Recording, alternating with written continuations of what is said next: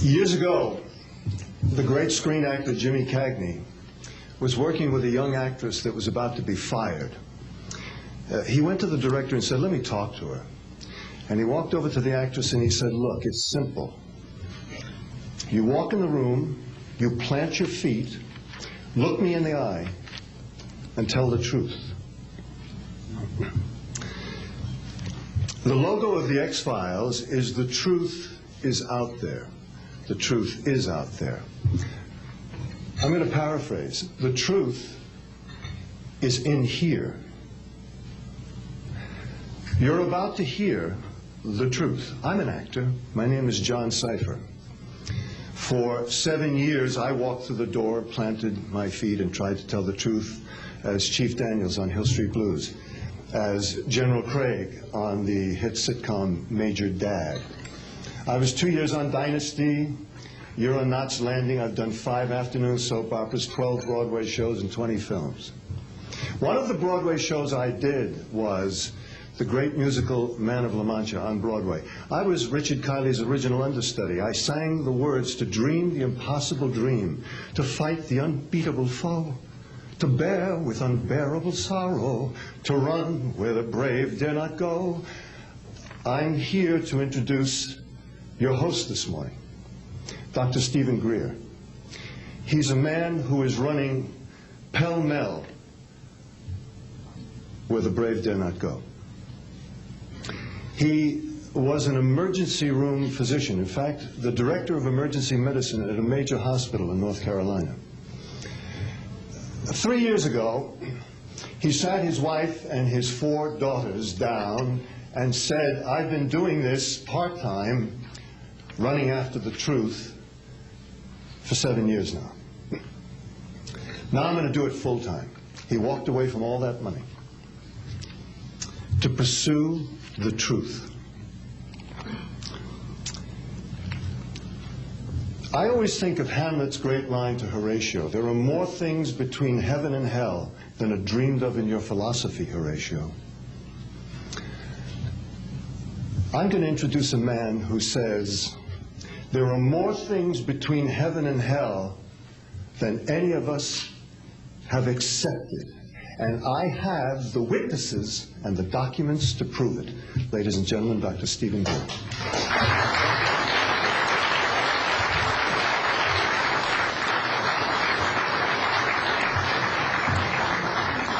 Thank you very much, John. Members of the press, the American public, and people of the world. We are here today to disclose the truth about a subject that has been ridiculed and questioned, denied for at least 50 years. The men and women who are on this stage and the some 350 additional military intelligence witnesses to the so-called UFO matter and extraterrestrial intelligence can prove and will prove that we are not alone. I would like to thank Sarah McClendon, who is with us today, the famed White House correspondent, for her sponsorship of this meeting. Thank you very much, Sarah.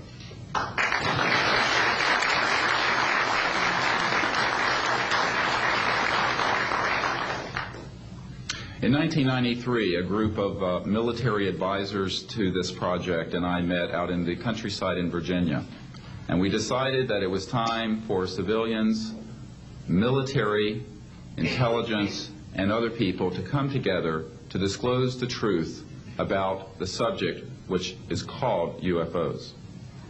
Since that time, I have personally briefed a sitting director of Central Intelligence, James Woolsey, President Clinton's first CIA director.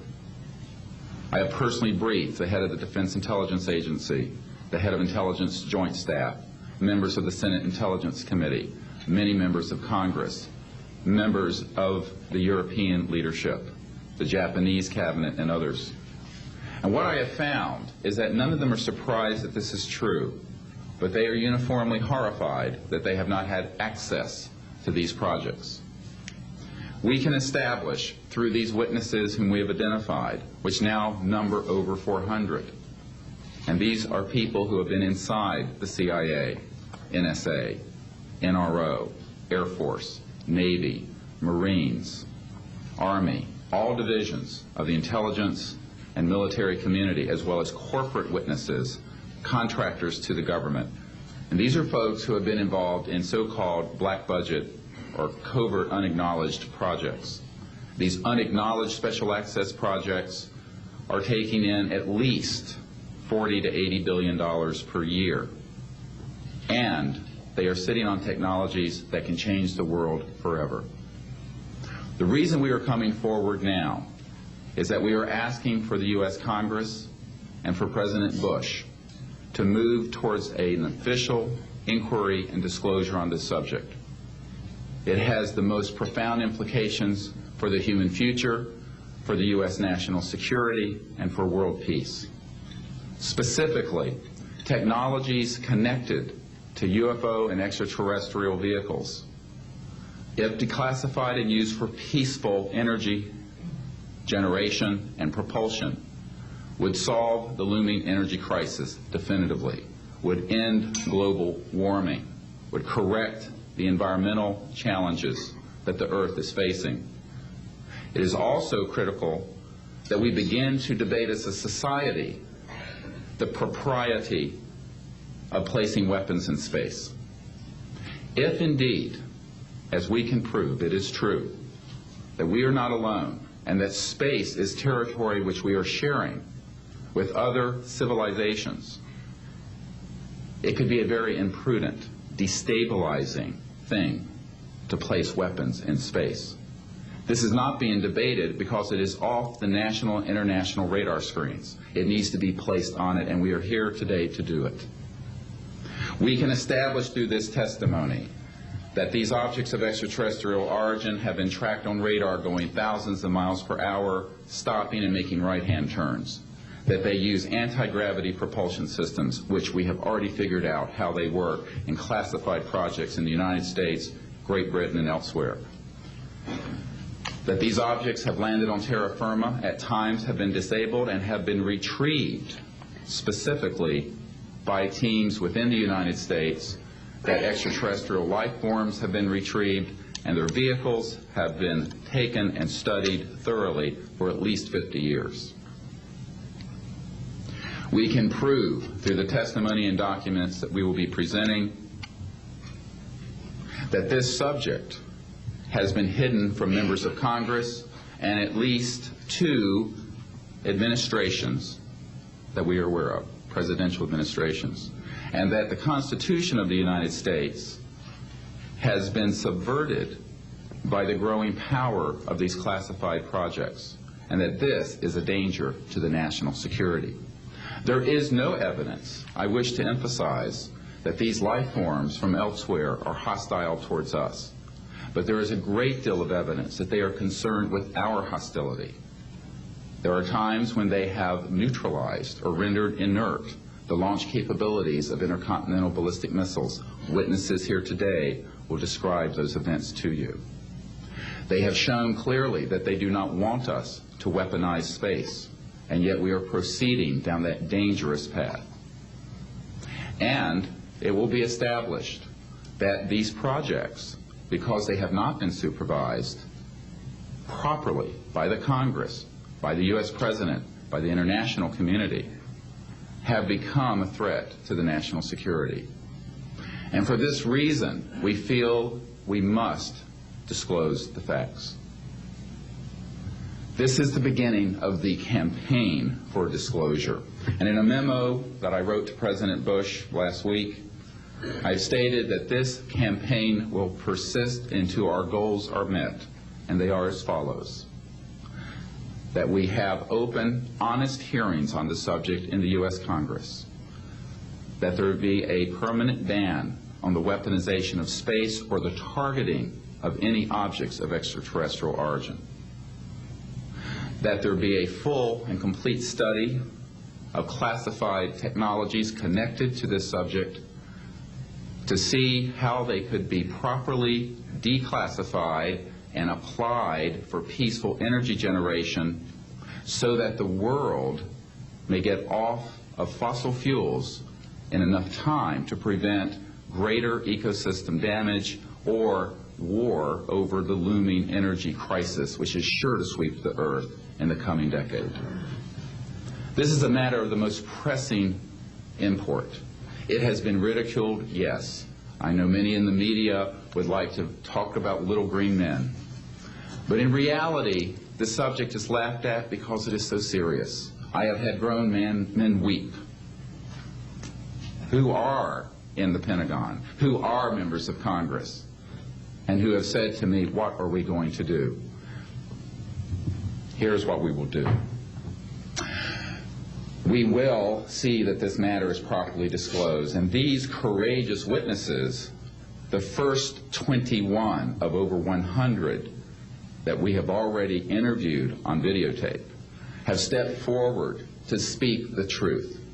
Now, I expect people to be skeptical, but not irrationally so, because these men and women have come forward and they have their credentials, they can establish who they are, and they have been first-hand witnesses to some of the most important events in the history of the human race.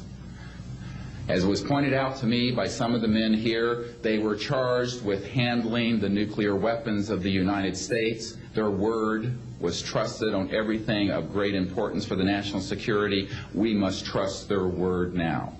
As Monsignor Balducci said at the Vatican, in an interview I had with him recently, it is irrational not to accept the testimony of these witnesses.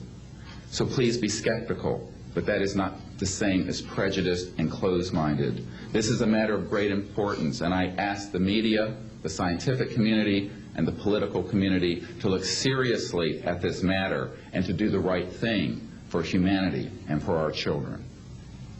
We have available for the media and for members of Congress a nearly 500-page briefing document with transcripts from dozens of these top-secret witnesses. We have a 4-hour videotape summary. It's not a commercial product, I'll warn you, from this project of the 120 hours that we have in interviews so far. They've been boiled down to 4 hours, and it's available for the Congress to review and for the major media to review. We can establish that this subject is real and has tremendous significance for the human future. I ask on all of you who are listening to contact the members of Congress that represent you and the leaders around the world and other countries and ask them to hold an honest inquiry into this subject, to support a ban on weaponizing space, since we are sharing space with other life forms, and that we move quickly as a people to understanding that this is the end of the childhood of the human race. It is time for us to become mature adults in the cosmic civilizations out there. To do this, we must become a peaceful civilization, and we must look as we go into space with an intent of cooperating with other civilizations, not weaponizing that high frontier. The men and women who will speak next will do so in order, beginning on your left. They will introduce themselves. I ask for the media to refrain from questions until each witness has spoken briefly about who they are and what they have personally been involved with or witnessed in their government, military, or government-connected careers.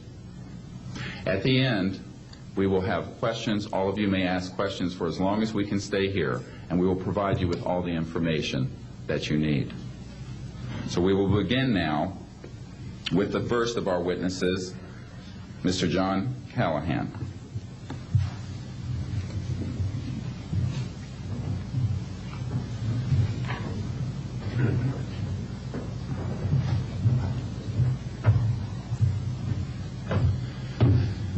My name is John Callahan. I'm a retired FAA employee. I was the division manager for the Accidents Evaluation and Investigation Division in D.C. About 2 years before I retired, I received a call from Alaska region where the region wanted to know what to tell the media.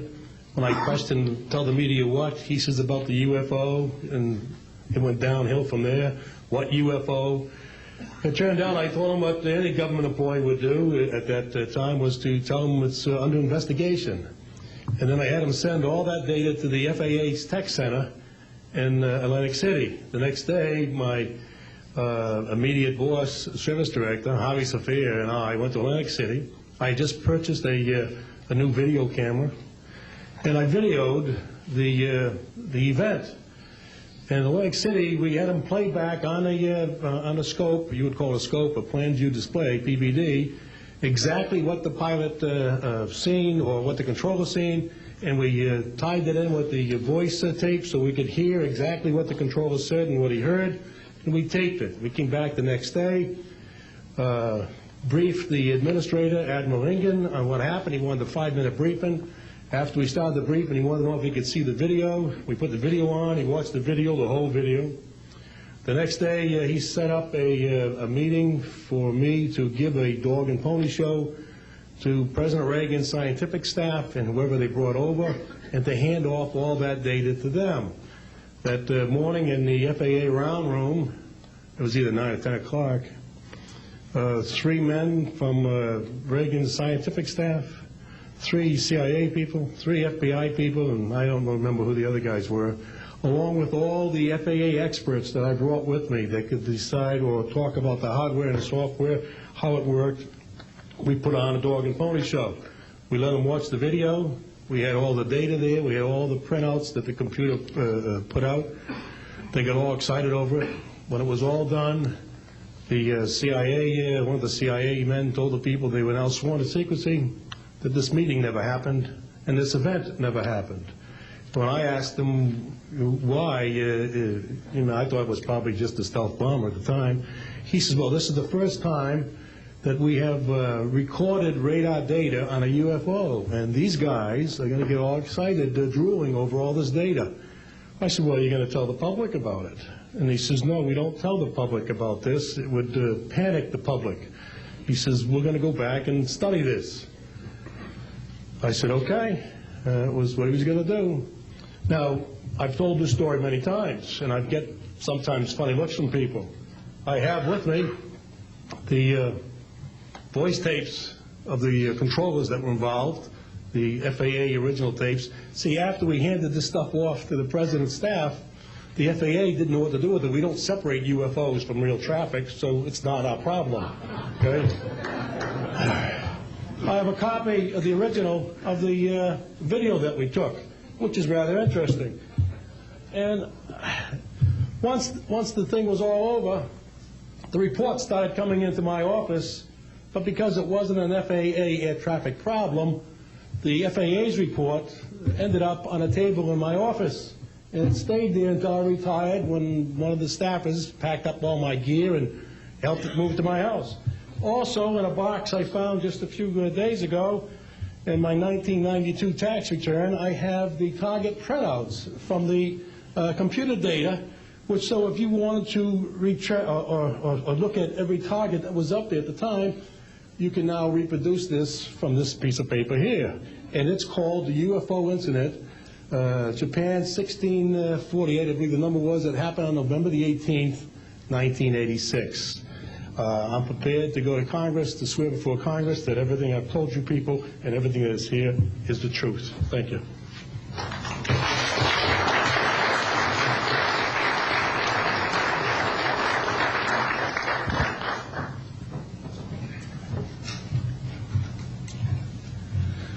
Good morning. I hope you'll pardon me. I'm a little bit nervous.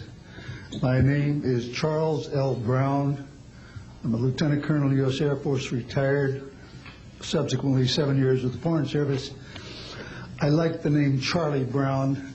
A gentleman by the name of Charles Schultz, of great talent, sort of elevated the name, if you will.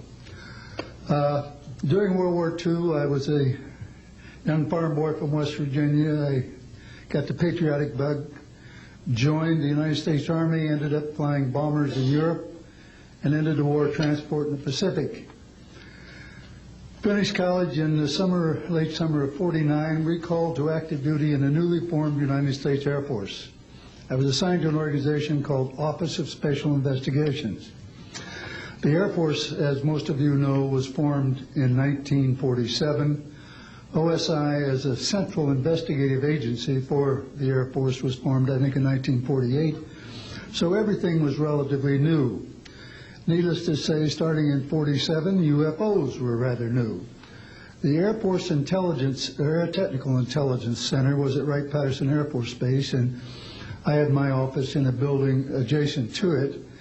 And our organization was the worldwide investigative agency for the Air Force for any unidentified flying objects. This lasted for about 2 years. The project name was known as Project Grudge. It was a predecessor to a project known as Blue Book, which Ed Ruppelt headed. During my experience with it, I would collect the data from, I didn't collect it, it was sent into my office. I analyzed it. As a pilot investigator, I was able to offer some bits of advice to the Air Technical Intelligence people. Now, you might visualize a massive office, but as I recall, we had a first lieutenant, a secretary, and a technical sergeant. That was the essence of Project Blue Book when it started, or Project Grudge, Blue Book, and expanded somewhat. During the review as an analyst of these various documentary reports, if you will, or documents, I became clearly convinced that there was substance to what was being reported, in that we had ground visual, ground radar, airborne visual, and airborne radar confirmation of some of these sightings. The individuals who made the sightings were everything from airline pilots, military pilots, police officers, some of the people that your lives depend upon on a daily basis. These are very reputable and credible people. I hope that the testimony here from very credible people will convince you of that and will further Steve Greer's disclosure project, in that pressure needs to be brought to bring this to the attention not only of the Americans, but of people all over the planet. These vehicles have been seen and confirmed all over the planet. I am willing to sign a sworn statement or testify to my judgment and to what I have observed. Such things do exist. Please believe me. Please believe those who follow me. Thank you.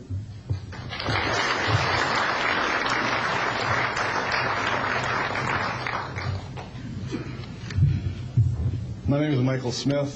I was in the Air Force, a sergeant from 1967 to 1973.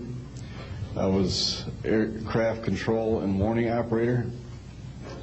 While I was assigned to Klamath Falls, Oregon, in early 1970, I arrived at the radar site, and they were watching a UFO on a radar that was hovering at about 80,000 feet. It sat there for about 10 minutes and then slowly descended until it dropped off the radar. It was gone for about 5-10 minutes, and then instantly reappeared at 80,000 feet, stationary. The next sweep of the radar, it was 200 miles away, stationary. It hovered there for about 10 minutes and redid the whole cycle twice more. When I found out what you normally do when you see a UFO, I was told that you notify NORAD, you don't necessarily write anything down, you don't write anything down, and you keep it to yourself. It's a need-to-know basis only. And NORAD one night called me about later in the year to let me know as a heads up that there was a UFO coming up the California coastline. I asked them what I should do about this. They said, nothing, don't write it down, it's just a heads up. And then late 1972, while stationed at the 753rd Radar Squadron in Sault Ste. Marie, Michigan, I received a couple panicky calls from police officers who were chasing 3 UFOs from Mackinac Bridge up I-75. So I immediately checked the radar, confirmed that they were there, called NORAD, and they were concerned because they had 2 inbound B-52s going to Kinchlow Air Force Base. So they diverted them because they didn't want any proximity of the two. And that night I answered many calls from the police department, sheriff's department and stuff.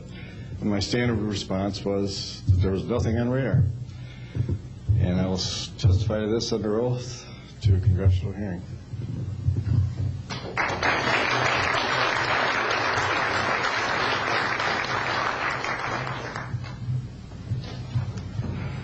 Good morning. My name is Enrique Colbeck. I am a traffic controller. I'm sorry for my English. I'm so scared. I'm not accustomed to talk in front of a lot of people. I'm here because I'm being a witness in a voluntary way on my work. I work in Mexico City as radar controller and the International Airport of Mexico. And I'm going to give an example about this science that we have in Mexico for several years, and this issue happens a lot of times in my country, unfortunately. For example, in March 4, 1992, we detected 15 objects west side of the Toluca airport, that is very close of our international airport at 50 miles, more or less. Then July 28 of 1994, we have almost a collision or something that we can name in that way with an international flight, domestic flight of Aeromexico 129, commanded by the pilot Raimundo Cervantes Ruano, that has a trash or something about in his main landing gear in the right leg. That's occurred at night at 10:30 more or less. Then in the next week, the same year, in the same moment, the Aeromexico Flight 904 has another almost collision that was reported for the pilot Corso, the Capitan Corso, at 11:30 in the morning, and we detect that object on a radar. Suddenly, just for a moment. Then the next week we have a lot of sightings reported by the pilots that give us information about the weird traffic or something, bright lights and different times, and we detect some of them in that week. But in September 15 of 1994, we have a detection about 5 hours, more or less, on a radar and a new equipment that we believe that that equipment was working in not a good way, because it's not human that you have detection by 5 hours of the same object and apparently without movement. Well, we concur with the technical persons of radar in our country that the radar system was working well, and was very exciting, and we surprised when at the next day we received information about a periodist named Jaime Maussan that is studied these cases in Mexico, about that a sighting from a lot of people in the Metepec city. There is another point located southeast of the Toluca airport, about a sighting of the big flying saucer, apparently 50 meters of diameter, then for a lot of people, and that led the trash is something in the ground. Well, next, November 24, 1994, we have on service officially our new radar system, and after that moment we have information very exactly about of these sightings at the same time with the pilots and detections. That's why I'm here, because we consider in my country that this is very dangerous. We have a lot of more cases, but I don't want to use more time in this. But it's very important that the people and the world knows these events and consider that could be very dangerous for aeronautical situation, especially in my country. I don't know why in my country that's occur frequently, but the point is that happens, and we consider dangers, and we have only, unfortunately, one trash, but we don't want to have another more. Thank you very much, and I'm sorry for my English.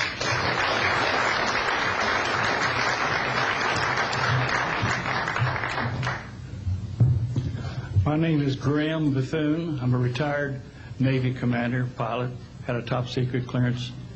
50 years ago, February the 10th, 1951, I was flying from Keflavik, Iceland to Argentia, Newfoundland. It was at night, it was dark.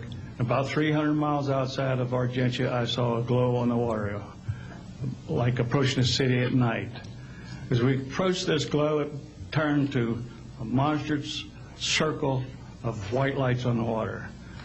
We watched this for a while. The lights went out. There was nothing on the water. Next thing we saw was a yellow halo, small, much smaller than whatever it was launched from, and that was 15 miles away, up to our altitude. Because of the trajectory, I disengaged the autopilot, shoved the nose over to try to go under this thing. At that time, I heard a noise underneath. I thought maybe it hit us. It was actually some of the crew members ducking, and they collided, and a couple of them were injured. Then it appeared over to the right and moved out slowly and flew with us. It was still not at our altitude, but we could see the shape of it. It had a dome. We could see the coronal discharge. I went back aft, let the other pilot, Al Jones, take my seat to see what the passenger's reaction was. Came back to the cockpit, told him not to report anything simply because what the psychiatrist had said to me, maybe they would lock us up. So basically, the instruments in the cockpit, we had 4 or 5 failures. In the area of magnetic compass, the electromagnetic effect, an area of directional finders, and this type of thing. The craft was tracked by radar in excess of 1,800 miles an hour. It never did get to our altitude. We had 31 passengers, plus the psychiatrist and the crew members that all cited this at different areas. When we landed at Argentia, Newfoundland, we were interrogated by the Air Force, an excellent interrogation, Captain Paulson. When we landed at the Naval Air Test Center here at Patuxent River, we were required by Navy intelligence to make out individual reports. Out of the National Archives, I have the 18-page official Navy and Air Force report. I've made up a report to straighten out all the truth. There's a stack of books out there that have written all of this up. So the truth is here. I will testify under oath before Congress that everything that I have said is true.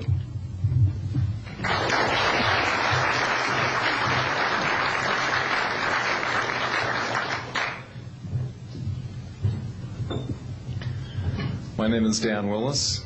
I was in the United States Navy. I held a top secret crypto level 14 extra sensitive material handling security clearance. I worked in the code room at the Naval Communications Station in San Francisco. In 1969, I received a priority message from a ship near Alaska that was classified as secret. The ship reported merging out of the ocean near port bow, a brightly glowing reddish-orange elliptical object approximately 70 feet in diameter, emerged out of the water, shot into space, traveling at about 7,000 miles per hour. This was tracked on ship's radar and substantiated. Years later, I worked at the Naval Electronic Engineering Center in San Diego for 13 years. The co-worker who I worked with worked at the NORAD facility. When he first started working at the facility, he noticed objects going on the screens that track everything out in space and in the air, objects going off the scale, doing right-angle turns. When he inquired, his older supervisor advised him that, quote, it was just a visit from one of our little friends. I thought this was a little unusual. These statements are true and willing to testify under oath before Congress. Thank you.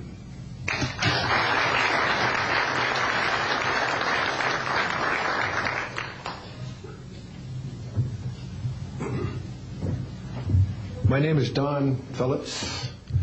I was in the United States Air Force and had worked with certain intelligence agencies of the United States government. Prior to my Air Force, prior to joining the Air Force, I worked for the famous Lockheed Skunk Works. And I was working for them when I was attending college, and I worked for them in the capacity as a design engineer. It was one of my proudest moments of my life to work with a man by the name of Kelly Johnson. A lot of you might be familiar with that. It turns out that the models of aircraft that we were building, as you know, were all classified, were in the deep black, and that I came in on the end of the U-2 project. My main project was known later as the SR-71. The SR-71 had a predecessor.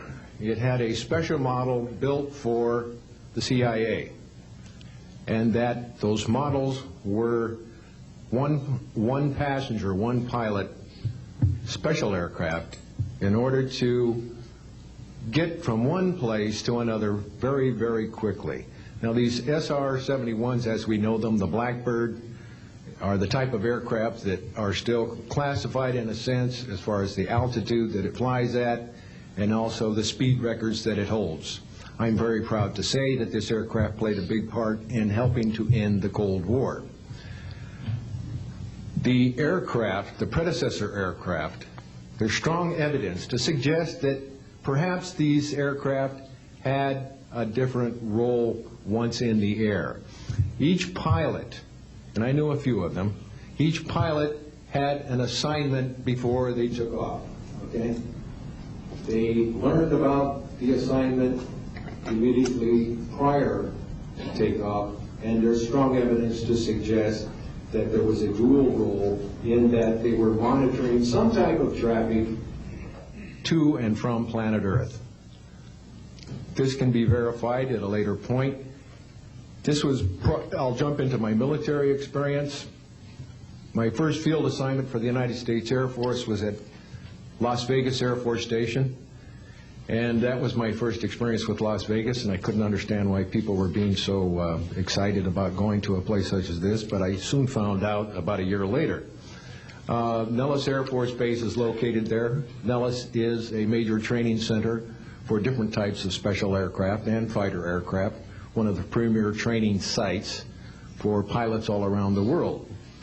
However, when I learned that my assignment was at a radar site 50 miles out of town, up near Mount Charleston, I had no idea where I'd be, so finally in the daylight I was able to find the location and reported in 1965 for duty. In 1966, early in the morning, about 1 to 2 a.m., I was staying there on base, and our barracks were at about 8,000 feet. I heard a lot of commotion. You know, at that altitude, sound carries tremendously.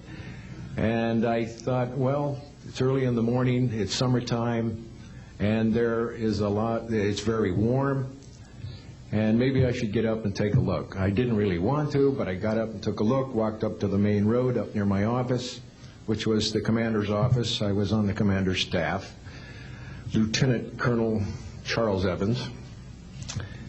And I was saying, who's making all this noise?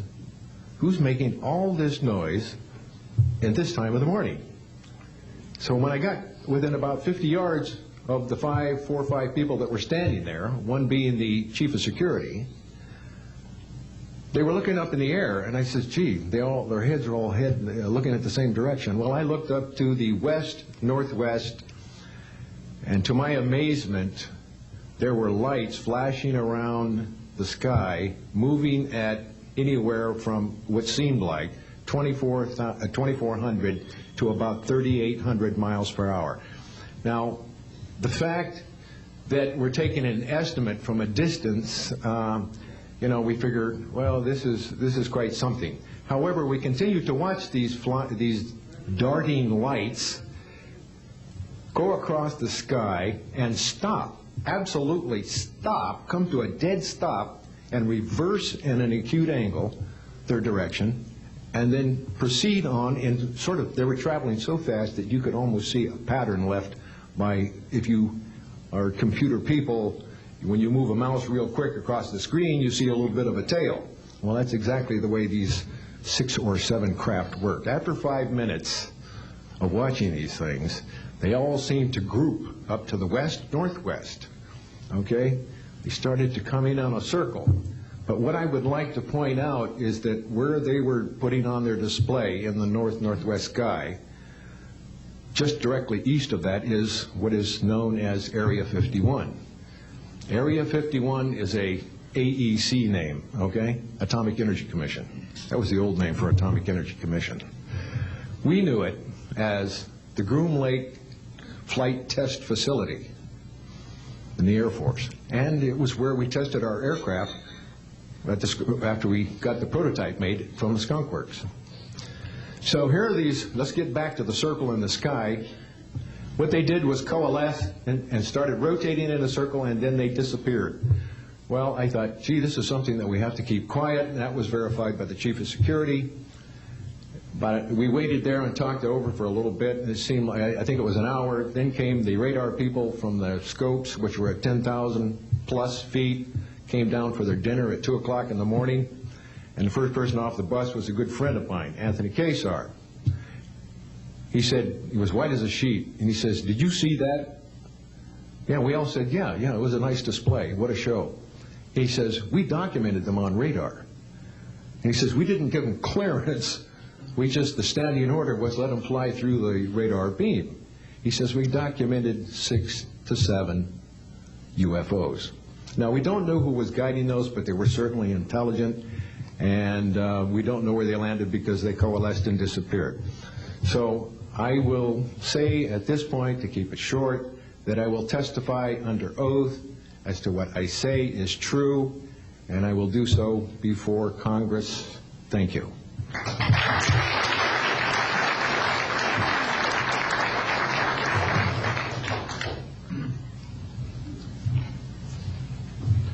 My name is Robert Solis. Contrary to what it says on the card, I was not a lieutenant colonel in the Air Force. I was in the Air Force active duty after I graduated from the Air Force Academy in 1964 until 1971, and separated as a captain. In March of 1967, I was stationed at Malmstrom Air Force Base, Montana, as a missile launch officer, Minuteman missiles. On an early morning of March 16th, 1967, I got a call from my security guard, primary security guard upstairs. We had about 6, as I recall, flight security airmen upstairs. I was downstairs 60 feet underground in a capsule, monitoring and controlling 10 nuclear-tipped Minuteman missiles. I got a call that morning that they were seeing strange lights flying in the sky. I disregarded that call, told them to call me when something more significant happened. I got another call subsequent to that call, and this time it was a more intense tone in the guard's voice. It was very clearly very frightened. He said there was a bright, glowing red object hovering outside the front gate. It was oval-shaped. He had all the other guards out there with their weapons drawn. Right after that call, I woke up my commander, who was on a rest period, Fred Mywalt, a retired colonel now, and told him about the phone calls. As I was telling him about the phone calls, my weapons started going down, one after the other. They went into a no-go condition, what we call a no-go condition. They were unlaunchable. We lost somewhere between 6 and 8 weapons that morning. Within minutes of having received that second phone call of a UFO hovering outside the front gate. Again that morning, after reporting it to the command post, we were informed that a very similar incident happened at Echo Flight. I was at Oscar Flight. They lost all 10 of their weapons under similar circumstances, very similar circumstances, where UFOs were sighted over the launch facilities. They had maintenance crews and security crews out there that had spent the night, and they were reporting UFOs over those sites. And the commander of that flight was Eric Carlson. He also separated as a captain, and the deputy commander was Walt Fiegel. He retired as a lieutenant colonel. We have those witnesses that I just mentioned, the names I just mentioned, have spoken of this event before, and they will back up this story.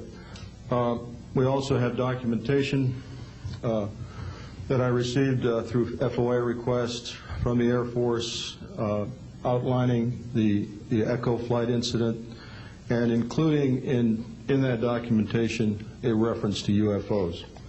We have telexes covering this incident, and in one telex it says the fact that no apparent reason for the loss of 10 missiles can be readily identified is cause for grave concern to this headquarters. This was from SAC headquarters. So we've got those telexes. I've got about 12 witnesses that'll verify parts of this story, including of a man who investigated the incident afterwards for the Air Force, and you'll hear a little bit more about that from the next witness. And also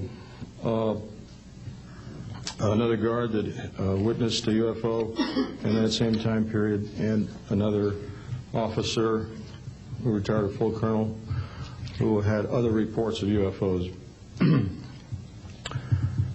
Ancillary to that, excuse me, I've got the complete report on a Minot, North Dakota incident. That was Minot Air Force Base, North Dakota, which happened in August of 1966. Very similar UFOs sighted over missile silos, and also a UFO incident that was investigated by the Air Force immediately after our incident within a week.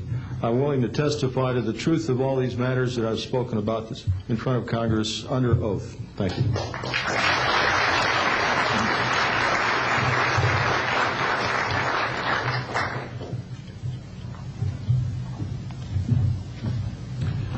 Good morning. My name is Dwayne Arneson. I served 26 years as a communication electronics officer in the U.S. Air Force, all over the world, including Vietnam. I was lucky to be selected to be commander of 3 different units in the Air Force. I held a top secret SCI TK clearance, and for those who know, it is slightly above top secret. I retired in 1986 as a colonel at Wright-Patterson Air Force Base in Ohio. I would like to relate about 3 different experiences, if you will, that relate to UFOs. As a young lieutenant over in Germany, Ramstein Air Base, Germany, back in the early 60s, I was in charge of the cryptographic center. I had a top secret crypto clearance at that time, and I can clearly recall seeing a message that went through my crypto center which said that a UFO had crashed on the island of Spitsbergen, Norway, and the team of scientists were coming to investigate it. Going forward to the 1967 time frame, I was assigned to the 28th Air Division at Great Falls, Montana, and I was the officer in charge of the communications center there. Also, I was a top secret control officer for the division. I had a crypto account. I was an account custodian, and I also passed out nuclear launch authenticators. During that time, I can recall seeing a message come through that communication center which said, basically what Bob was just got through talking about, is that a UFO was seen near the missile silos and the missiles were deactivated. Coincidentally, the person that Boeing sent to investigate the particular missile conditions, if you will, what made them shut down, was my first manager at Boeing, Mr. Bob Kaminsky, who has since passed away. And I can recall him on different occasions. He lived close to me in Auburn, Washington. That's where I'm from. And he said, Arnie, he says, those missiles were perfectly clean. That was the result.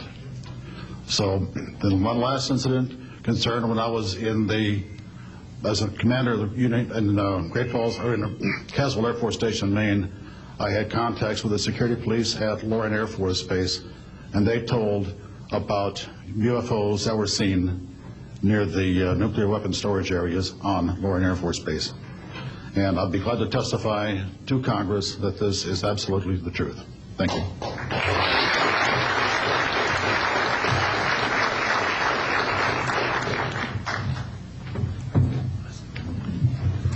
Good morning. My name is Harlan Bentley. During 1957 and 1959, I was a PFC in the United States Army, stationed north of Washington, D.C. on the Nike Ajax missile base close to Olney, Maryland. In May, this month of 1958, about 6 a.m., I heard a noise outside that sounded like a pulsating transformer. I sat up in my bunk. I looked out the window. I saw a craft heading for the ground and crashed. Pieces broke off of that craft, immediately took off again. So there's a lot more to that story, but I've got to speed this up. Now, the next night, I was on radar duty. I get a call from the Gaithersburg missile base. He says, hey, I got 12 to 15 UFOs outside, 50 to 100 feet above me. So I asked him, I said, what does it sound like? He took his head mic off, held it out the van window, and said, here. And the same sound I heard the previous morning, except a lot more of them. So my radar was on standby, so I immediately turned it on and got the blip just outside the ground clutter. I marked it on my radar screen. And then for a few minutes later, all of a sudden they took off. As they took off, the sweep came around, hit the blip. And when it came around, it hit it again. That blip was 2/3 away off my radar scope. In order to get that far at a constant velocity was 17,000 miles an hour. That was my first incident. 10 years later, by this time I received a Bachelor of Science degree in electrical engineering, and I was working in California. Now, I'm sorry that all I can say is I was somewhere in California working on a classified project that had nothing to do with my experience that I had there. As I was working, and it was like 2 or 3 in the morning, California time, I heard a Houston astronaut communication link, comlink. I didn't pay much attention to it until I heard the word bogey. Of course, my ears picked up immediately. An unidentified flying object of some sort, whether it's a craft, meteorite, or whatever, was on a collision course with that module going to loop around the moon. So basically, I listened for some time, and then I stopped and went back to work. And then I heard, there they go. In the astronaut world, for some of you may or may not know this, there's a term called green turtle. And it used to be, I don't know if it is today or not, but it used to be is you're not allowed to use profanity over the net.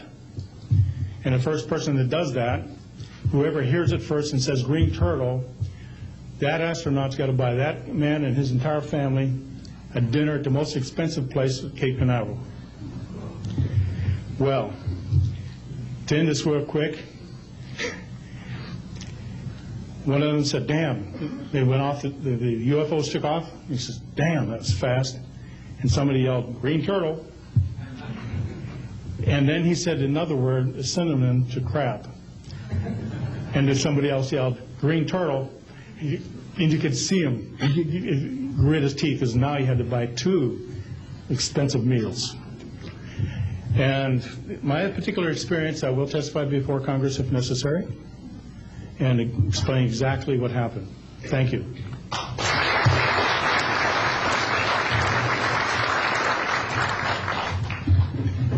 My name is John Maynard. I'm a retired Army. I retired as a Sergeant First Class. For my entire 21 years of service, I held a top secret clearance. Compartmentalized at times to as high as TK, Omni, Crypto, and others. I had access to very, very sensitive documents. My testimony is basically two-pronged. One, I retired from DIA in 1980. And when as an administrator you take over an office, you take over everything and you sign for everything. And I signed for well over 2,000 documents. In order to sign and inventory those things, you have to read them. Not word for word, but basically I went through every document to make sure that it was complete. It was there, as they told me, that when I turned my charge over to the next person, those same documents were there. So I got quite a good knowledge of what was going on in those documents, and believe me, there are many, many different references to UFOs. There was also NPIC pictures that shows that it was targeted objects that were casing you out. Now, I worked on the SALT 1 and SALT 2 areas for the office that I worked in. So we were taking pictures all the time for verification of nuclear disarmament. And there were some objects in those pictures that didn't belong there. The second prong to this whole thing is that a lot of people talk about conspiracies over a shadow government. I'm willing to testify before Congress that these black operations do exist. I nearly became part of it. But I saw the light, I think. Or was it? And I got out. And that's it. We have to disclose what we know. And I am willing to testify before Congress under oath, or before any other organization, that what I witnessed was true.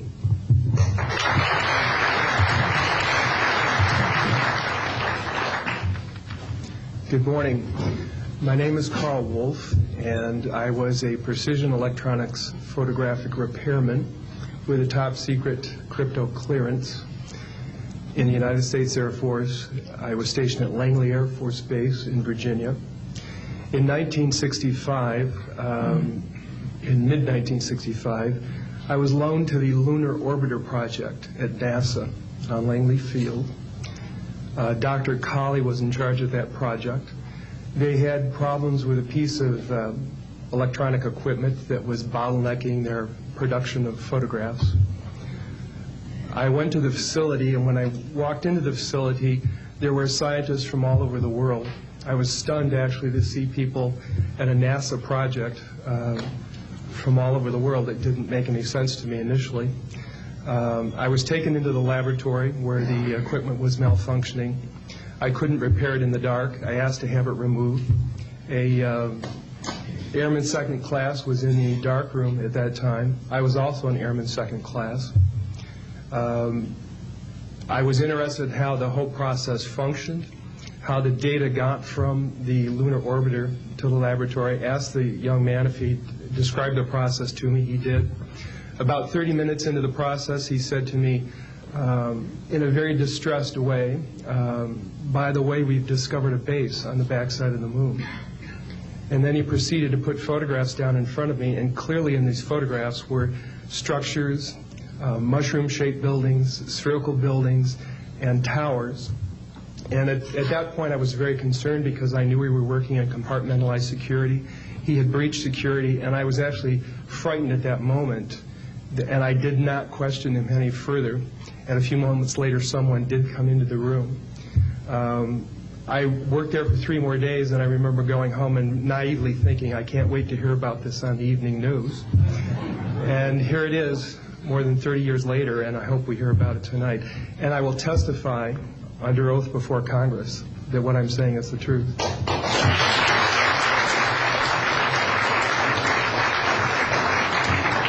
Thank you, Carl. Good morning, everyone.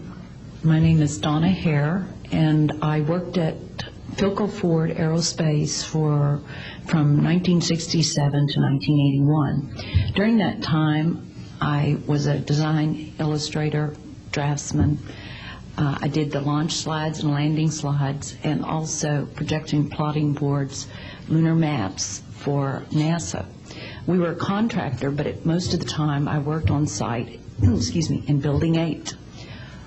I had the opportunity to do extra work during downtime, which was between missions, and I walked into a photo lab, which was the NASA lab across the hallway. I had a secret clearance, which is not that high, but I was able to go into restricted areas, which this was.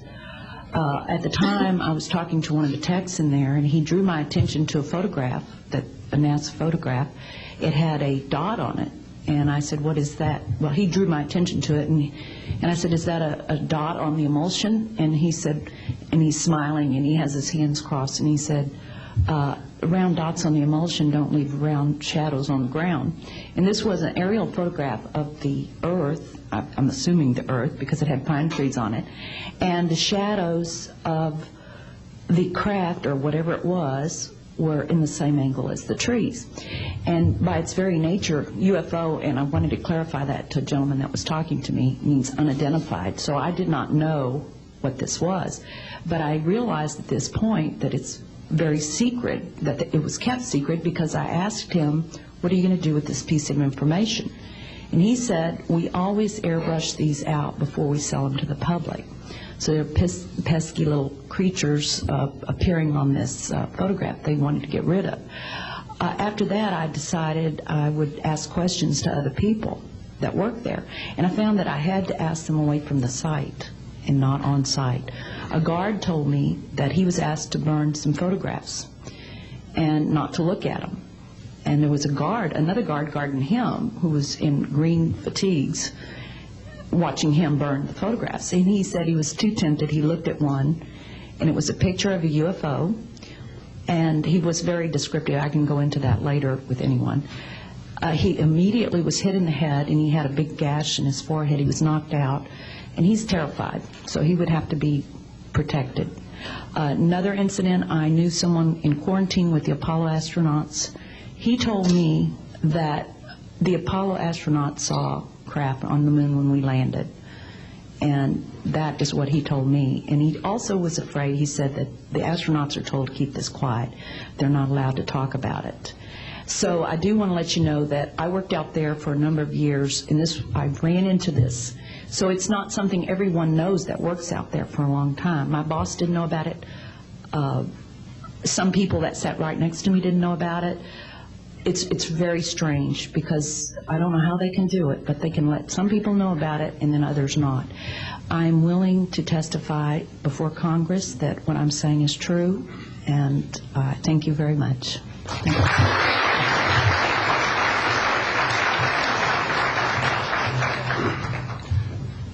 Good morning, ladies and gentlemen, and members of the press. My name is Larry Warren. 20 years ago, in 1980, I was a security specialist assigned to RAF Bentwaters, Woodbridge, NATO Air Force facilities in Suffolk, East Anglia. I had a secret security clearance. I guarded our backline nuclear weapons that were stored there at the time, without the knowledge of the people of Great Britain. I went through a portion of a 3-night UFO event where objects made incursions over our WSA, fired pencil-thin beams of light into them, and adversely affected the ordnance, possibly. These objects were on the ground on 2 different nights.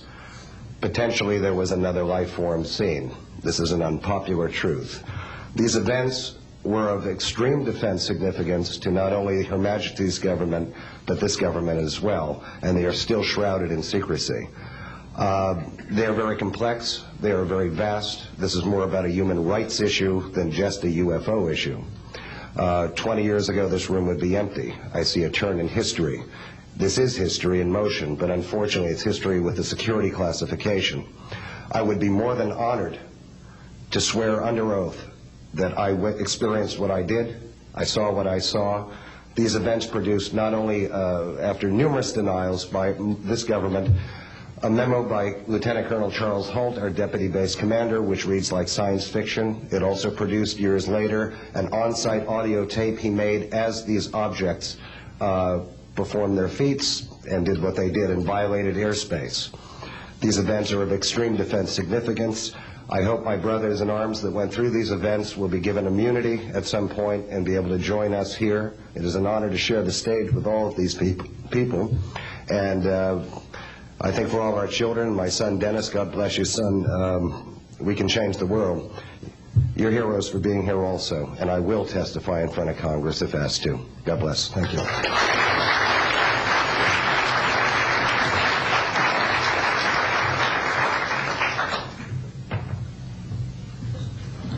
Hi, my name is George Filer III.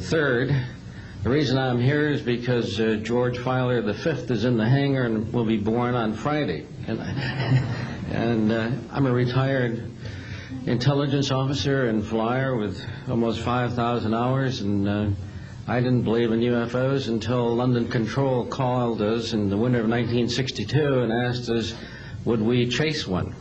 And we said, sure. So we let down from 30,000 feet to 1,000 feet where the UFO was hovering, and we went into a steep dive and actually exceeded the red line of the aircraft. So it's kind of dangerous chasing UFOs. In any case, I was able to get the UFO on the aircraft radar at about 40 miles, and we could see a light out in the distance, and as we closed, we kept on picking up this radar return.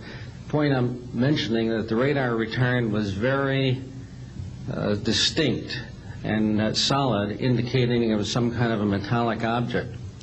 We got about a mile from the UFO, and it kind of lit up in the sky and went off into space, very similar to what the shuttle looks like when it takes off. Later on, I was working in intelligence.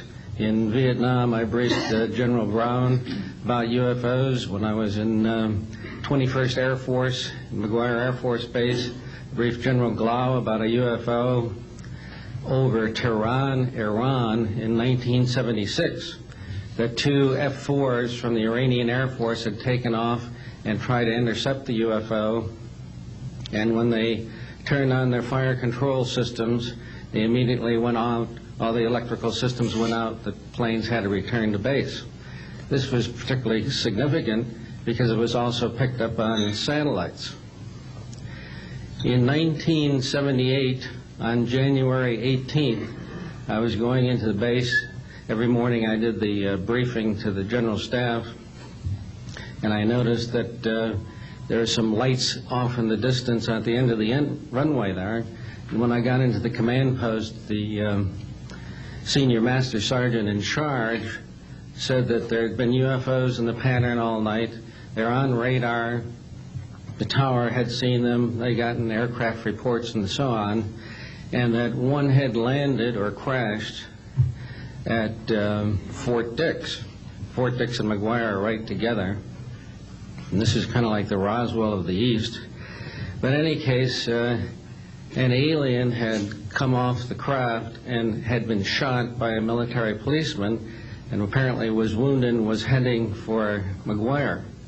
So for whatever reason, the aliens liked the Air Force better than the Army, perhaps because they're shooting at them. But in any case, our security police went out there and found him on the end of the runway dead.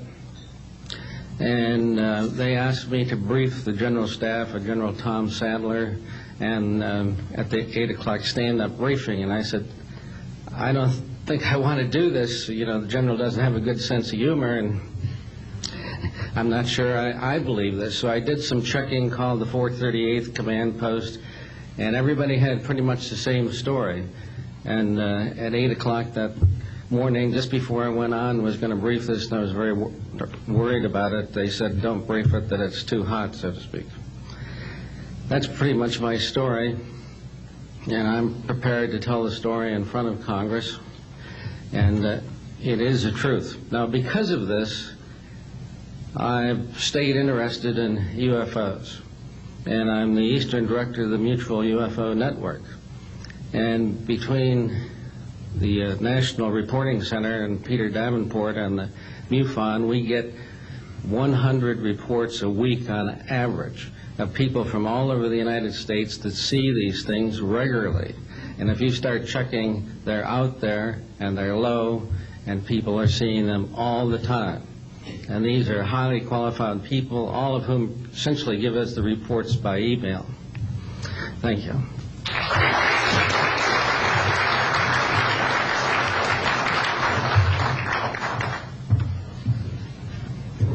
Morning, ladies and gentlemen. My name's Clifford Stone. I was a Sergeant First Class, United States Army. I had a secret clearance with Nuclear Assurity. I could get the clearance that I needed to do whatever it was that was necessary for me to do at the time on special operations when I was called in on those. What I'm referring to here is that I was involved in situations where we actually did recoveries of crashed saucers, for lack of a better term, debris thereof. There were bodies that were involved with some of these crashes, also some were alive. While we were doing all this, we were telling the American public there was nothing to it. We were telling the world there was nothing to it.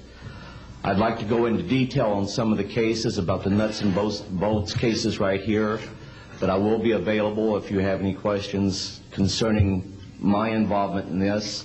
You can talk to Dr. Greer to arrange for me to get to talk to you. But the whole situation is, we've set back, we've told the American people that there's no such thing as UFOs. I've been involved where we have recovered these objects. We know them to be of extraterrestrials. In 1969, I had an event that happened to me while I was stationed at Fort Lee, Virginia. We went to Indiantown Gap, Pennsylvania. That would be my first exposure to any time that we would be recovering an unidentified flying object. When we went there, we already had people that was already in the facility. We were a backup team, which was supposed to be MBC, because there was supposed to be some nuclear materials that was on board this craft. Later on, most people involved were to be told that there was nothing on board it. It was nothing more than just a crash of one of our aircraft. I know better, because I was one of the people that approached it with a Geiger counter to get surface readings. I was the first person to go ahead and see that there were bodies on it. That would be the first of approximately 12 events. UFO crashes are not events that take place every day. They're rare. I know we're not alone in the universe. I know that the absence of evidence is not evidence of absence. It's evidence that has been denied to the American people.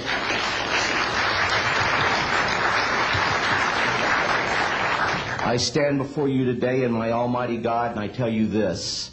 If Congress calls me in and says, will you testify in detail what you know, I stand here today prepared and ready to do just that. Governments must never lie to the people for no reason. Thank you.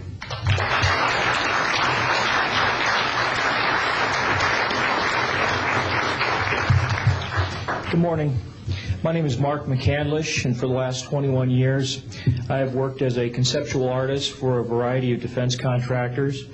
I've been involved in conceptual artwork or the production thereof for Rockwell on the X-30 program, and also on the HISTEP program. That's spelled HYSTP, means Hypersonic Testbed Program. During the course of my career, I've twice had a secret security clearance. In 1967, while my father was stationed at Westover Air Force Base, the headquarters for 8th Air Force Strategic Air Command, I witnessed and watched through a telescope a UFO which hovered over a nuclear weapons storage facility for approximately 10 minutes and then departed with an acceleration approaching a bullet leaving a rifle barrel. In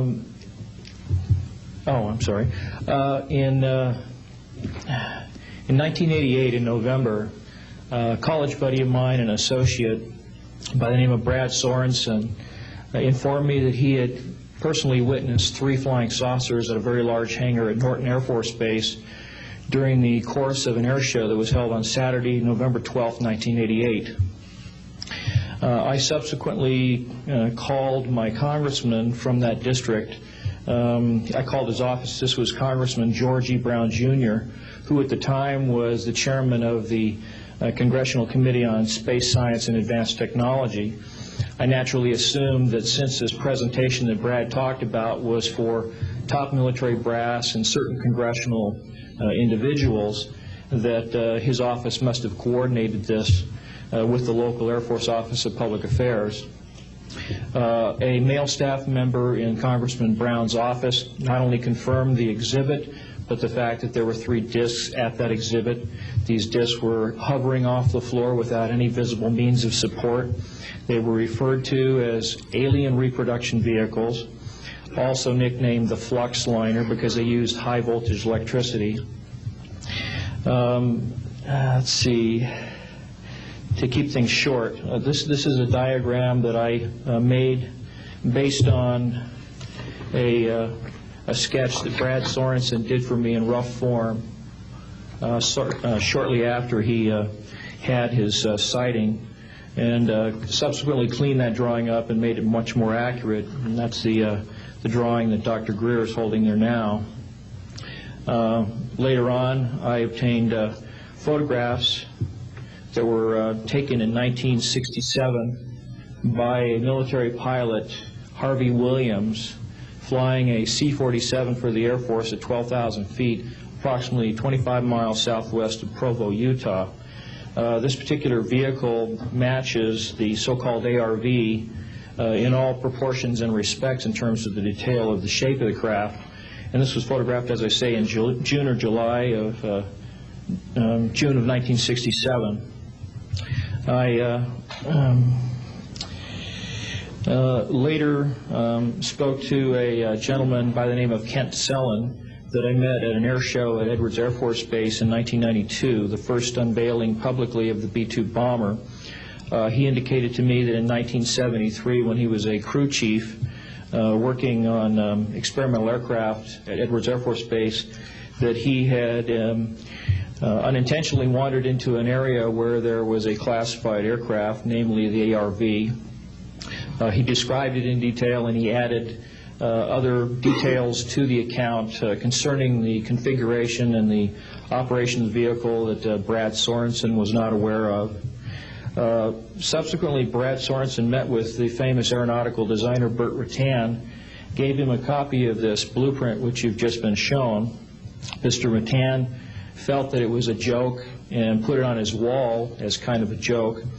And a third party confirmed for me later that a Colonel Ray Walsh from Edwards Air Force Base was visiting Mr. Rutan, saw this blueprint on the wall and registered quite a degree of shock and anger, wanted to know where the hell he got this blueprint, because there was in fact such a craft at that time, approximately 1994-95, in a hangar at Edwards Air Force Base, North Base Complex at that time. Subsequently, I've done a lot of research on this product, this vehicle. I've come across a number of declassified documents that show that the Air Force, as early as 1960, was wind tunnel testing flying saucer shapes up to Mach 20. And I also have declassified NASA documents that show similar shapes. In fact, this is the document here that more or less details the wind tunnel testing up to Mach 20. This is the NASA document right here that was declassified, and it shows a variety of spherical and lenticular shapes that were flight tested up to, or I should say wind tunnel tested up to Mach 6. I subsequently obtained a copy of an interoffice memo from Hercules Aerospace that describes a particular type of science involving something called zero-point energy and scalar waves. According to Brad Sorensen, this is the basis of the technology for these anti-gravity propulsion systems. This particular document here describes 6 different meetings involving the Defense Intelligence Agency and cooperative efforts with the Russian scientific community in investigating this, what is called the fundamental enabling technology that was originally discovered apparently by Nikola Tesla in the early 1900s. Anyway, I could provide you much more detail at a later time, and I am prepared to testify in detail concerning these events and their truthfulness before Congress. Thank you very much.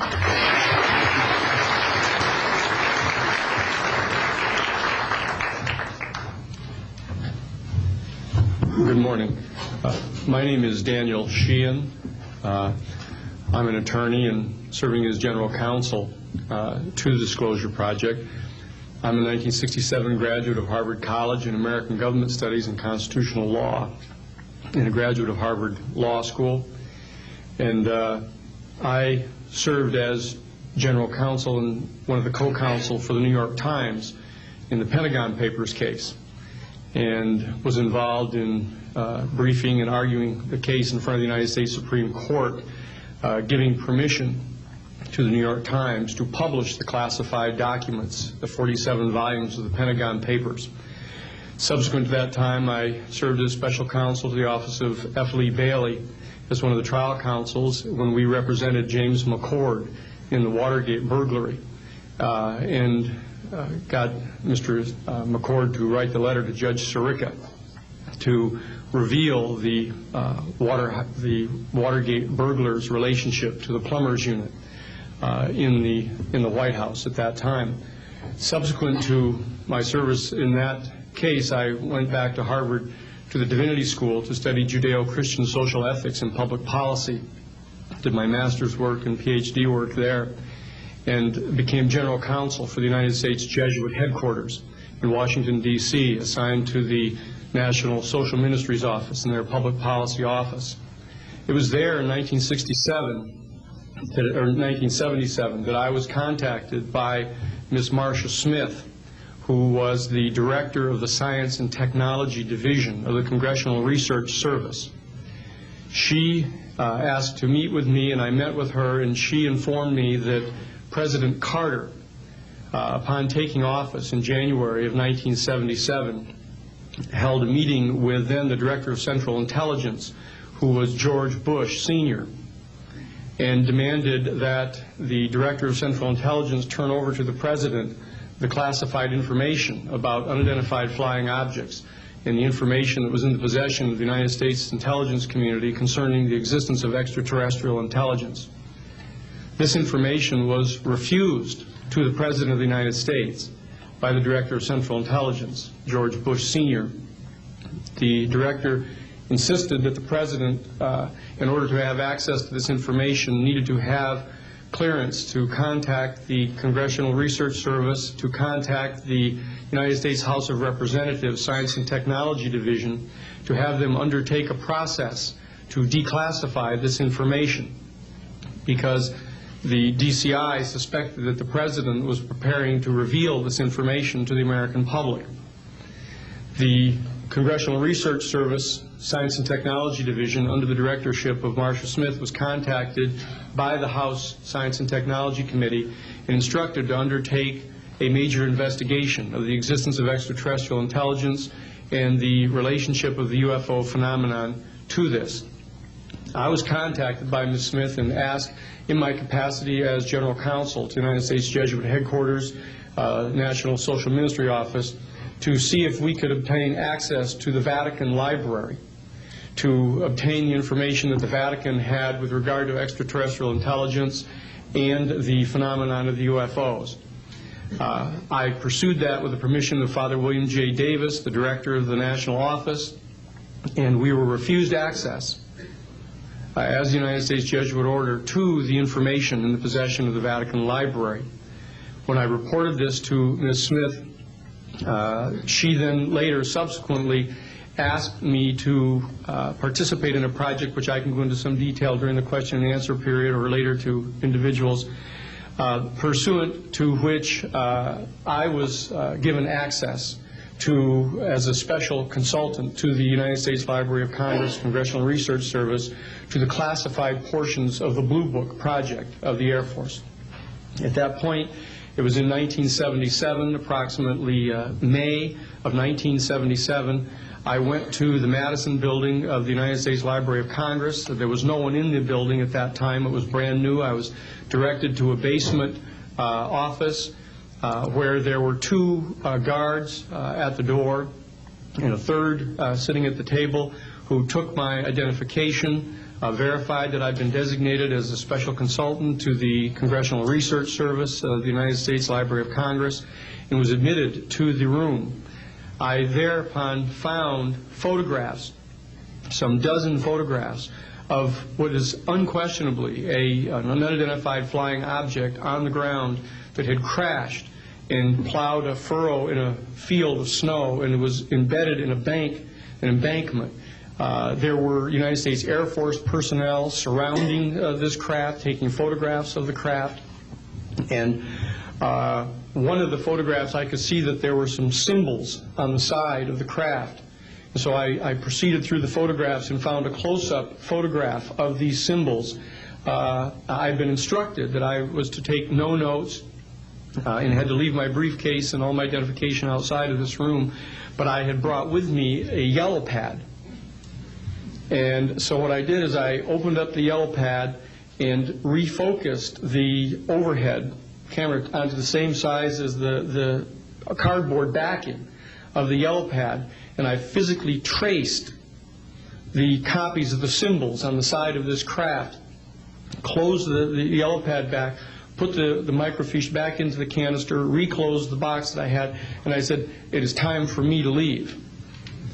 And I took this and proceeded to leave the office, at which point the security guards stopped me, and one of them said, "What is that you have there, Mr. Sheehan?" At which point I handed the yellow pad to him, and he flipped through all the yellow pages and never found the copy that I had. And so I took that with me and brought it to the United States Jesuit headquarters, had a meeting with the staff, with Father William J. Davis, reported this to them, was authorized at that time by the United States Jesuit headquarters to make a report to the National Council of Churches and to request that the entire 54 major religious denominations of our country undertake a major study of extraterrestrial intelligence, which they declined to do. I was subsequently asked to deliver a 3-hour closed-door seminar to the top 50 scientists of the Jet Propulsion Laboratory of SETI, the Search for Extraterrestrial Intelligence, which I did do in 1977. I'm more than happy to testify under oath to these details to the United States Congress, and would be happy to meet with any members of the press at that time. You may recall I also served as chief counsel to the Karen Silkwood case, in which we obtained the rulings in the Karen Silkwood case. I also served as chief counsel in the Iran-Contra case. It was the first one to testify before the United States Congress to the existence of the off-the-shelf enterprise of Richard Secord and Albert Hakim. I'll be more than happy to share the details of what I believe to be the relationship between this off-the-shelf enterprise and the secret government, which is concealing this information from the American public. And I am happy and proud to serve as general counsel to the Disclosure Project. Thank you very much.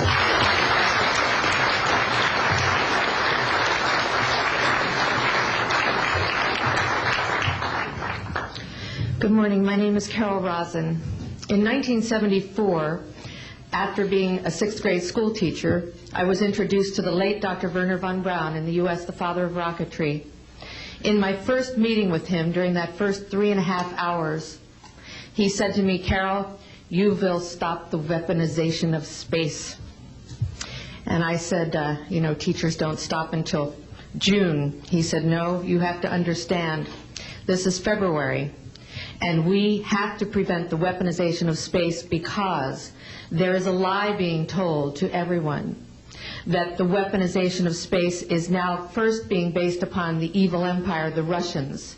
There are many enemies," he said, "against whom we're going to build this space-based weapon system, the first of whom was the Russians, which was existing at that time. Then there would be terrorists. Then there would be third world countries. Now we call them rogue nations or nations of concern. Then there would be asteroids."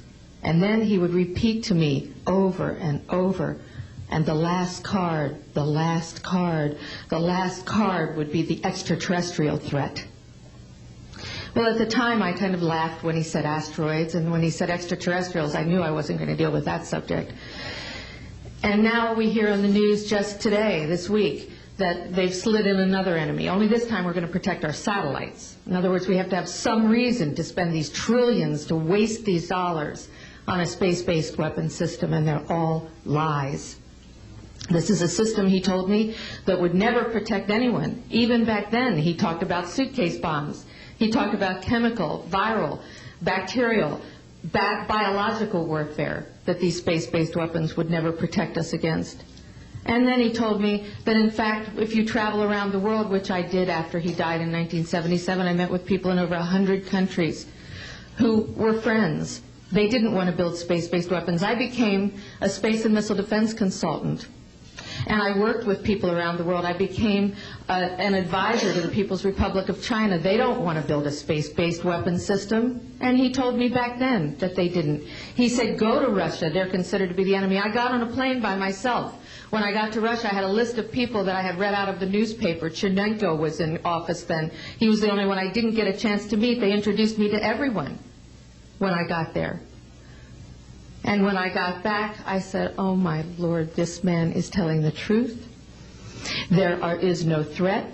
And I've been waiting until this day for 27 years, and I'm expecting the spin to happen, because he also explained to me that as a military strategist, as a person who worked on the MX missile, which I did later, he said, you will find that there is going to be a spin to find some enemy against whom we have to build space-based weapons. And now we should expect the spin, because he said part of the formula for the intelligence community is if they might have a weapon, then we have to consider that they do have these weapons. So now they do have these weapons, so now we have to build these weapon systems. And that's the formula, except that it's all based on a lie.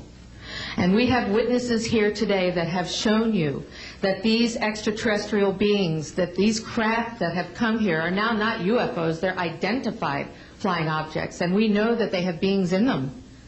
And we have witnesses here who have told you that they can shut down our missile silos, they can stop a rocket going into space that's a test. We have witnesses here who have worked in the classified departments, who have the courage to come forward here to support what Wernher von Braun told me back in 1974 to 77. And I will testify before the Congress that when I founded the Institute for Security and Cooperation in Outer Space, which I shut down a few years ago because I didn't believe we had a chance with this huge, integrated around the world, complex weapon system, that we had any chance at all of transforming that war industry into a space industry that could provide benefits, like Dr. Greer has said, of global warming. We can end that situation of that problem. We can end the energy crisis. We can build now non-polluting technologies. Wernher von Braun used to tell me that we could have cars back then that drove around off the ground. He described this to me on beams so that we have no pollution on this planet. And we can solve the problems of the people that are urgent and potential, and the other animals and the other cultures on Earth and in space.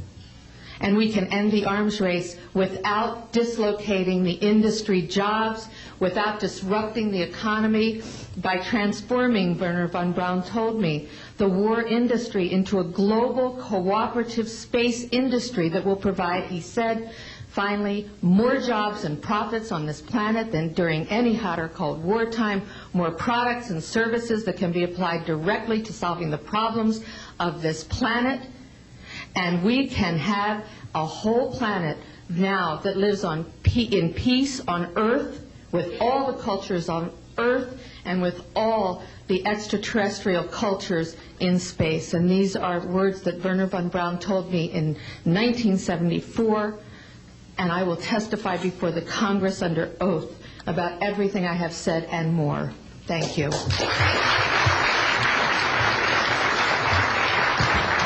Thank you very much. I'd like to thank each of the witnesses and for your patience. We're running about 50 minutes late, and I do apologize for that. I want to emphasize that all of these witnesses each could speak for probably anywhere from 2 to 5 hours about what they have witnessed. We were trying to give you a snapshot. We have another 400 of these witnesses. I have carried this burden for 8 years. I'm now giving it to you, the American people and the people of the world, to take it forward. What I'd like to do now is open the audience for questions from the media. You may address them to me or to an individual witness as you deem appropriate. Yes, ma'am. Yes, Maribel Gonzalez with Reforma, Mexican newspaper. I have 3 questions. One is, Yes, I wanted to know if there are laws in this country that in some way allowed this kind of secrecy or not. And then I wanted to know if there's a need to change any kind of law. And the next one I wanted to ask you, if you may, is who is profiting from this secrecy that maintains in secret the solution to the energy crisis? I mean, well, let me get to those, okay, quickly, because we are short on time. First of all, I think initially there was an appropriate national security apparatus in place in the 40s during the Truman and also Eisenhower years. By the late Eisenhower years, we have a testimony from Brigadier General Stephen Lufkin, still a practicing attorney, that by the late Eisenhower years that he had lost control of these projects primarily because of the compartmentalization into the military-industrial complex. Operative word industrial. There are corporations such as SAIC, Lockheed Martin, Northrop, and others that deal specifically with this issue, with advanced energy and propulsion systems connected to UFOs. And I think that what has happened, from the best we can tell, from insiders that have briefed me for now about 8 years, is that we have lost control of these projects from a constitutional law perspective because the infrastructure within military intelligence and corporate channels is so well funded and so complex and labyrinthine that there are compartments within compartments within compartments, and people who are in the Congress who make inquiries, and in fact President Clinton, when he made inquiries, were simply denied access, as you heard earlier that President Carter was denied access. On your other question, I would say that in terms of profiting from the status quo, big oil. There are certain geopolitical and financial infrastructures that would not welcome a definitive replacement to the fossil fuels. I will tell you, and we can prove this with other scientists who are ready to come forward, that we already have a complete replacement for any fossil fuels or ionizing nuclear power plants. We don't need them. We haven't needed them. Probably have not needed them since the time I was born. Now, of course, this is a major issue. You're talking a multi-trillion-dollar global infrastructure change. And so this does hit the alarm bells at the National Security Council economics area. However, what is more serious to the national security? Keeping the status quo or letting ourselves go into a global ecosystem collapse and running out of fossil fuels and having massive rolling blackouts, not just in California, but globally. We have got to do something about this, and soon, and that's why we are advocating open hearings in the Congress. Other media, please. Yes, sir. I just want to know if anybody at the UN is looking into this. I personally met with Boutros Ghali's wife, Aliyah Ghali, who said that her husband was quite concerned about this. This was in the 1990s. Since then, we know that there have been other people at the UN who have made inquiries. The problem is the UN has no mandate to deal with this. It needs to be given a mandate from its constituent member nations. And I think that the public and the member nations need to ask that the United Nations get involved with this. This is an international peace issue and an international security issue, and it should be taken up by the UN Security Council, and of course we are recommending that as well. Yes, sir. So I think my question is actually to Clifford Stone. You said that you had seen aliens on a craft that had crashed. I wondered if you could describe what they looked like. I could, but it would probably take a whole lot of time. The reason I state that, when I got out in 1989, we had cataloged 57 different species. You have individuals that look very much like you and myself that could walk among us and you wouldn't even notice the difference, except for some of the things that they might be able to go ahead, even in a dark room, and touch an object and go ahead and identify what color that object might be. They would have a heightened sense of smell, sight, hearing. The situation is that you have various types of what we normally call grays. We didn't call them grays in the military, but you had at least 3 types of the grays. You had some that were much taller than we were. The unique thing that I'd like to point out for the most part is that the entities that we did catalog were in fact humanoid. Now this created a situation where the scientific community was trying to figure out why that would be the case, because you would expect that if life evolved on other planets, that they would take on some type of other being, so to speak, not necessarily look humanoid or be bipedal such as we are. But apparently we got quite a few of the species out there that are humanoid in appearance, and that creates a question that yet has to be answered by science. Yes, and as I call on you, please state the news agency that you were with. Yes, ma'am. Deanne Divis with United Press International. Could you please address the vehicle that there was a drawing displayed of? Why would this vehicle be on display at an air show? What is the power source that you are asserting is going to be so very useful? And how can you determine that this vehicle is not something that is being developed, by a government agency? In fact, I think that was the testimony. This is an alien reproduction vehicle, and just to be clear, this means that it is based on advanced anti-gravity and zero-point energy propulsion systems. Those are the propulsion systems. They are being manufactured by a consortium of companies that include Lockheed Martin, Northrop, SAIC, and other corporations. They do have superluminal capacity, in other words, faster than the speed of light capacity. I think Mr. McCandlish and other witnesses that he's identified could go into more of the technical physics of it. I'm just a country doctor from Virginia, I tell people. I mean, really. And but this is actually what is the reason it's called alien reproduction vehicle is that it's based on the study of extraterrestrial vehicles, but it is manufactured by human military intelligence, aerospace contracting arrangements. And this is very important. It means that we, Homo sapiens, have the ability to access this so-called zero-point field of energy, which is the ambient field of energy from which all matter and energy is fluxing, and can access that energy and generate all the power we need to run this planet without fossil fuels or pollution. Do you have any direct evidence, though, that this, we're talking about the same government that so appropriately named a snooper program Carnivore. So just because it's named the alien reproduction vehicle, considering the history and the questions that have been existing for such a long time about flying saucers, do you know, is there any direct reason to believe that this is actually derived from technology? Any of the witnesses who can attest to that? And how would this, a propulsion system, a rocket engine doesn't necessarily translate into electricity. Can you elaborate on that?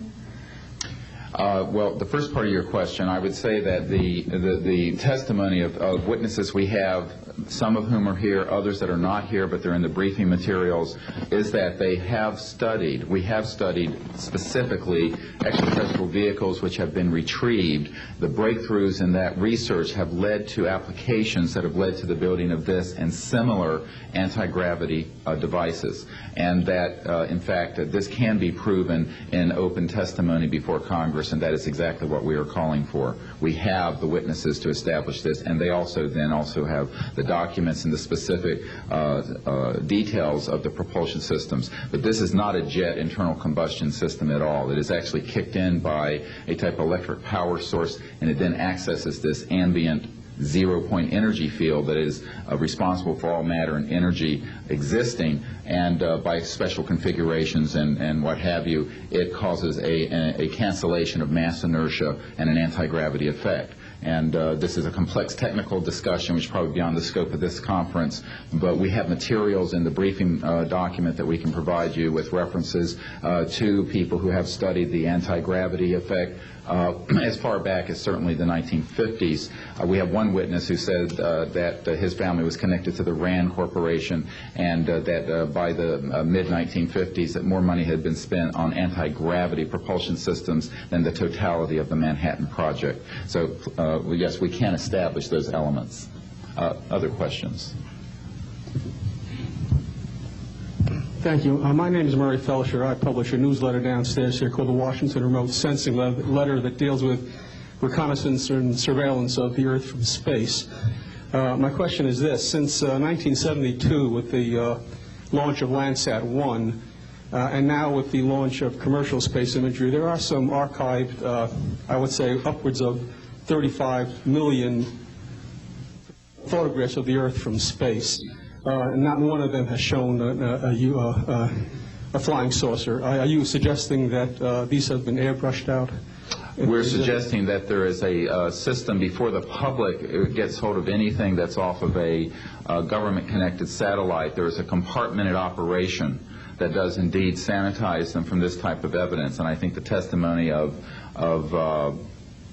the gentleman who was with the Defense Intelligence Agency, Mr. Maynard, Ms. Hare, and others would substantiate that. We have other witnesses who have been involved in projects where such items have been sanitized out. It could also be that if you did a thorough search, you might find a few that slipped through. We obviously haven't had the research dollars to go through all the millions of images that are cataloged to look for them, but we do know there's been a very thorough sanitizing of this. And people should not be naive about the extent to which covert programs using billions of our tax dollars have been able to effectively hide this. This is one of the sort of myths of both the media and the public. It's sort of a Pollyanna myth that we live in a society where such things could not be done. In fact, they are done, and we can prove that they have been done. Describe these entire proceedings here, and I'm wondering how your screening process went. Can you tell us a little bit about your satisfaction level with that? Well, I'm very satisfied that these are genuine and good people who are speaking truthfully. Not of 400 people that I'm dealing with, not 20 times this number. Have I been fooled? Yeah. I'm an emergency doctor. Let me say something. People come into the emergency department with flank pain, riding on a stretcher. What have they got? A kidney stone, right? Yeah, well, some of them go into the bathroom, prick their finger, and squeeze blood into the water, the urine sample, to show that they have blood in their urine so they can get a narcotic injection. Now, have I been scammed as an emergency doctor? Because, I'm right enough to kind of know when I'm being scammed. But have I occasionally? Yeah. Is it possible? It's possible. Is it likely? No. And here's what's more important. You don't not treat or accept the testimony or the history of every patient that comes in with flank pain and assume that they're lying just because you've been scammed once or twice. This field, you make a very good point, is filled with hoaxes and scams and what have you. It doesn't mean, however, that all of it is. And in fact, what we're saying after 8 years of research, we have found the documents, the top secret witnesses, the insiders willing to testify under oath before Congress that this is true. Now, here's another key point. Some of the people who are in this witness pool, Mr. Sheehan, myself, and a couple of other attorneys, are members of state licensed professions. And what that means is that if we are perpetrating a hoax, we will lose our license to practice medicine. We will lose our license to practice law. We will be perpetrating a hoax upon the public. So what I would say to you is that the group of people before you are very credible, and the others whom we have identified are. We are not the CIA. We have not been able to do a $50,000 background check on each person. I'll give you that caveat. But we have done very serious interviews and vetting. And by the way, these people have presented their DD-214s, their defense forms, other documentation that show the two DD-214s and others that show that they were in the military at a certain place and a certain time. So we're very comfortable that, in fact, that the weight of the testimony will carry the day here and that this is real. I had an insight, and it relates to your question. There have been tens of thousands of sightings and experiences from all over the world. Only one needs to be true. Because if only one is true, then the entire case of the non-reality of the sighting falls apart.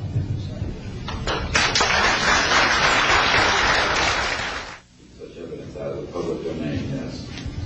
Permanent.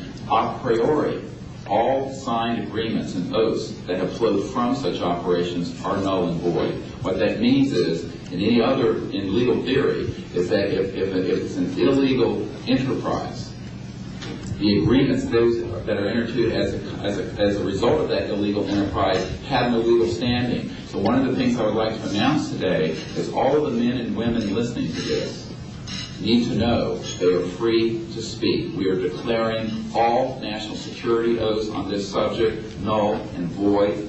They have flowed from illegal operations that has no standing constitutionally. My people, my mother's family, who fought in the American Revolution, were prisoner of war with the British to help found this country, did not fight and die to form the United States so that this kind of chicanery can go on. So these men are free to speak, and there can be no legal repercussions against them. We have legal counsel who will also support this theory, and we're taking this to other constitutional scholars. It is time for that game to end. It is time for a new era in the human experience.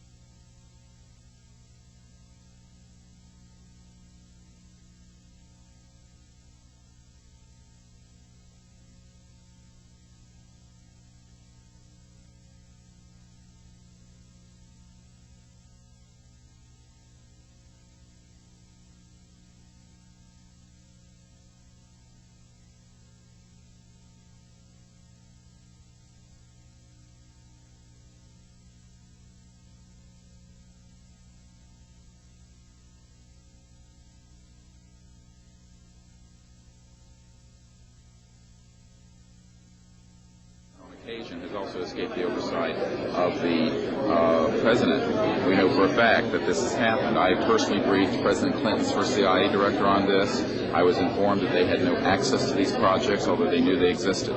I was told the same thing by the senior investigator for the Senate Appropriations Committee, a man named Dick D'Amato, who in 1994 told me that there were somewhere between $40 and $80 billion a year going into these classified projects, and that he, with a subpoena on behalf of the Senate and a top-secret clearance, could not penetrate them. He told me these were the varsity team of all black projects, covert projects. So this is really serious stuff, and it brings into question, have we gone down the road that Eisenhower warned us about a little too far when he said, beware of the military-industrial complex, that it can escape the checks and balances of our democracy. And I think on this particular issue, it in fact has, and it's time for the Congress to represent the people in this regard and to reassert its oversight of these projects. One last question. When you talk about putting the checks and balances back into place, talk about the passion of these people, if you would. How confident are they? Well, they know what they saw. I mean, these are men ranging from Air Force and NRO officials to people who have been contract agents for the CIA to people who have been pilots in World War II and are heroes of our country, the greatest generation that Tom Brokaw talks about. And so what I have to say to you is that these people know what they saw. They're not going to be speaking about anything except what they directly witnessed. And we're not talking lights in the sky and swamp gas. We're talking people who have actually retrieved extraterrestrial vehicles who are going to be here today. Very good. We'll take one picture of it.